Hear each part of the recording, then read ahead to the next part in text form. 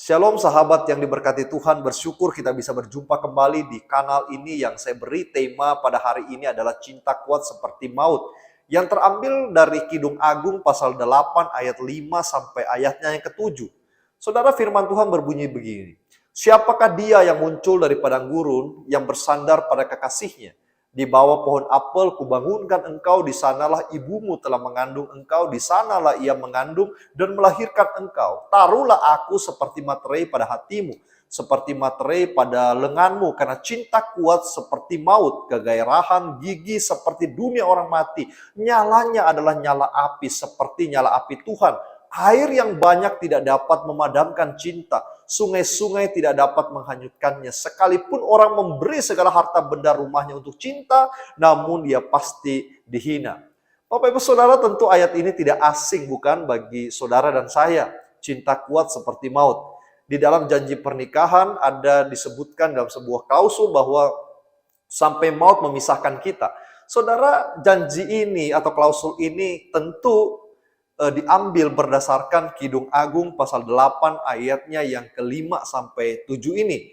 Artinya begitu kuatnya cinta, begitu dahsyatnya cinta, begitu dalamnya sebuah cinta. Di dalam kisah Chicken Soup for the Soul ada seorang pasien yang lebih sembuh lebih cepat daripada yang ditargetkan dokter.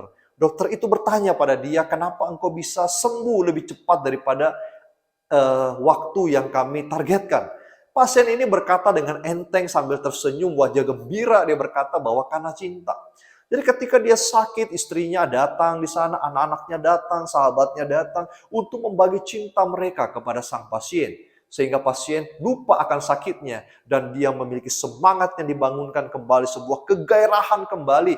Di dalam Kidung Agung pasal 8 ini disebut kegairahannya seperti materai pada lenganmu, bahkan dikatakan gigi seperti dunia orang mati. Begitu dalamnya Kidung Agung menggambarkan cinta itu. Saudara, penulis Kidung Agung nampaknya mencoba mengutarakan pemikirannya bahwa cinta itu sangat kuat sekali.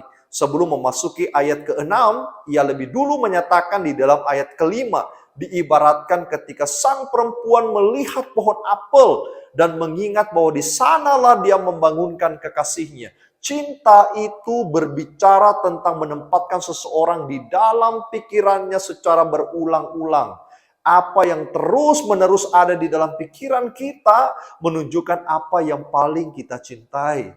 Jadi wanita ini mengatakan, aku mengingat dan membangunkan engkau, di sanalah ibumu telah mengandung engkau. Saudara, dia mengingat dengan begitu baik. Barulah pada ayat ke-6, penulis itu berkata bahwa cinta bicara kepemilikan yang sah dan kuat, ibarat sebuah materai. Kalau ada materai, Bapak Ibu Saudara, maka sesuatu itu menjadi sah. Saking kuatnya penulis ini menuliskan cinta kuat seperti maut. Artinya selama seseorang itu masih hidup, kekasihnya terus melekat pada dirinya sebagai miliknya dan tidak seorang pun yang dapat memisahkan mereka. Tentu perkataan ini tidak semudah mengaplikasikannya di dalam kehidupan sehari-hari kita. Rupanya cinta itu seperti api lilin yang tidak boleh padam, tetapi nyatanya banyak kita melihat orang-orang yang memiliki cinta yang sudah mulai padam. Cintanya tidak kuat seperti maut. Cintanya seperti simpul yang sederhana, yang mudah dilepaskan satu persatu. Godaan-godaan dunia menghanyutkan, kemudian cintanya memudar. Tetapi Kidung Agung mengatakan cinta itu harusnya kuat seperti maut, maka air sungai pun tidak dapat memadamkan apinya. Saudara, apa air sungai yang dikatakan di dalam Kidung Agung pasal 8 ini? Air sungai itu mencoba mengganggu saudara cinta antara suami dan istri. Banyak sekali air sungai itu. Ada ego di dalam hati kita, ada kecemburuan yang membara di dalam hati kita, ada kekecewaan, ada kemarahan, ada kepahitan, ada gambaran awal tentang pernikahan yang tidak sesuai dengan ekspektasi kita. Dulu dia perhatian, sekarang tidak lagi peduli sama saya. Atau sang suami berkata cintanya mulai terasa hambar, istrinya pun membalas demikian, lalu terjadilah percekcokan, pertengkaran di antara mereka. Saudara, ada yang mencoba Membenarkan hal itu dengan asumsi ialah namanya kalau udah nikah, cinta kan pasti tidak kayak pacaran dulu. Saudara, itu tentu keliru. Modelnya pasti tidak sama dengan pacaran. Tetapi gairahnya, tetapi apinya, tetapi semangatnya itu harusnya menjadi lebih kuat. Karena cinta itu seperti tanaman yang bertumbuh dan terus bertumbuh, kemudian menjadi besar, menjadi rindang, lalu kemudian melingkupi dan melindungi keluarga yang lain, anak-anak, pasangan, supaya semuanya bisa merasa adem bersama-sama di dalam pohon itu yang kita sebut dengan cinta. Saudara, ketika kita belajar dari cinta Yesus dalam hidup kita, dia berkata cintanya terhadap jemaatnya, yaitu adalah sebuah pengorbanan, sebuah pemberian diri, menerima yang salah, menghargai, menegur dengan kasih, berkomunikasi, memiliki banyak waktu untuk umatnya, membawa umatnya di dalam relasi bersama dengan Allah Bapa.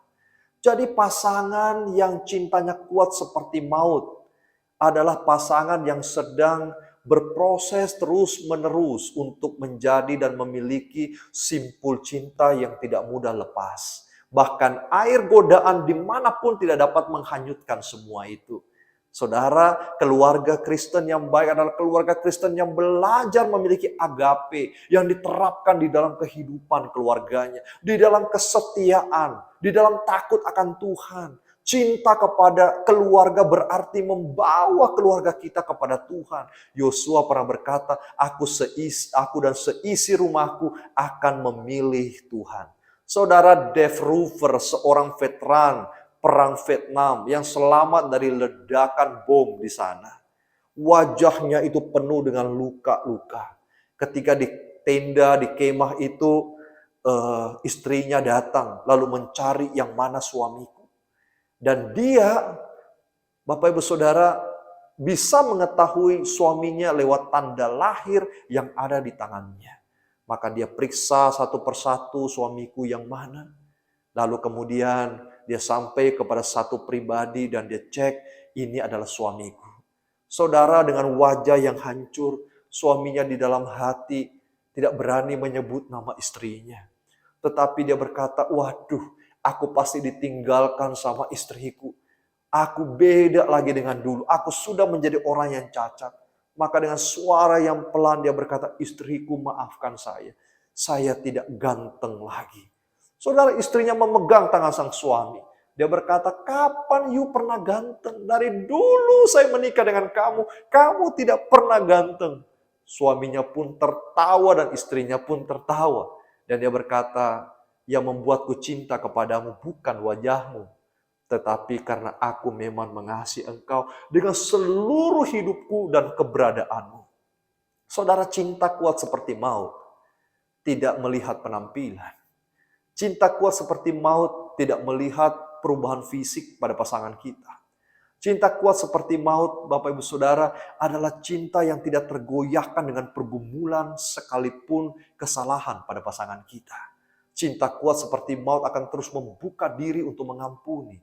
Cinta kuat seperti maut akan membuka diri untuk sama-sama belajar bagaimana memberikan yang terbaik satu dengan yang lain.